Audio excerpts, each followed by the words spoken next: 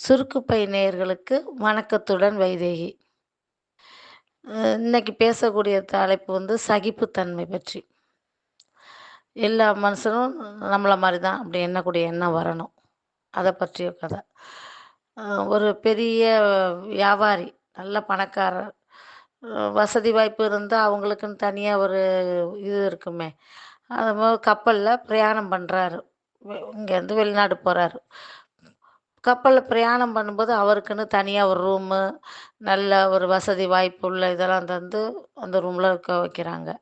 இவர் கையில கொண்டு போற ஜாமான்லாம் விலை பயங்கர மதிப்புள்ள வைரம், வைடூரியம் இப்படி ஜாமான்லாம் கொண்டு போறாரு. கையிலயும் கை நெறைய பணம் வச்சிருக்கிறாரு. அ அப்ப பார்த்தா இவர் ரூமுக்கு இன்னொருத்தரும் வராரு. ஆமா. இன்னொருத்தர் அவர் எப்படி இருக்காருன்னா, ஆளு நல்லா கருகருன்னு தடியா, வாட்ட சாட்டமா ஜம்முன்னு இருக்காரு மனுஷன். அவர் வராரு. அவர் வந்தோனே இவரு பார்க்குறாரு. இவர் மனுஷன் தானே, மனுஷனுக்கு மனுஷன். என்னைய பத்தி நீங்க என்ன நெனைக்கிறேன்னு எனக்கு தெரியாது. அப்படி நமக்கு அந்த அந்த மாரி நெனப்பு வந்து அவன் மனசுல ஓடுது. இவன் ஆளு பார்க்க மோட்டை வாலு இதா இருக்கிறான். சரியில்ல. நம்மளோட ஜாமான்லாம் பத்திரமா வச்சுக்கணும். இவன் எப்படிப்பட்டவன்னு தெரியலையே! பிரயாணம் பண்ணும்போது சந்தோஷமா போணும்.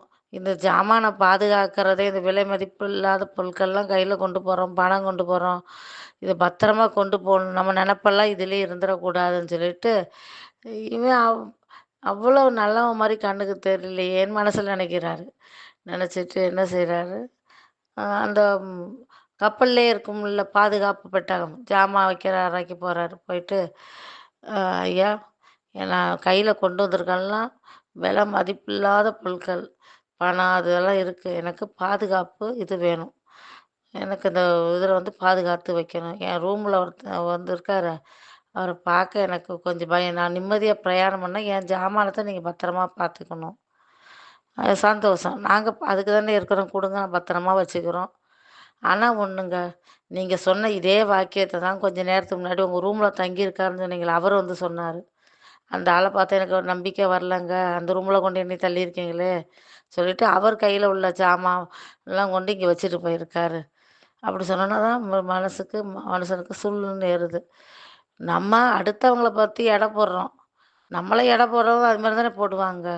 அதனால நான் ஒவ்வொரு மனுஷனுக்கும் நிறைய இருக்கும், குறை இருக்கும். குறை இல்லாத மனிதனே கிடையாது.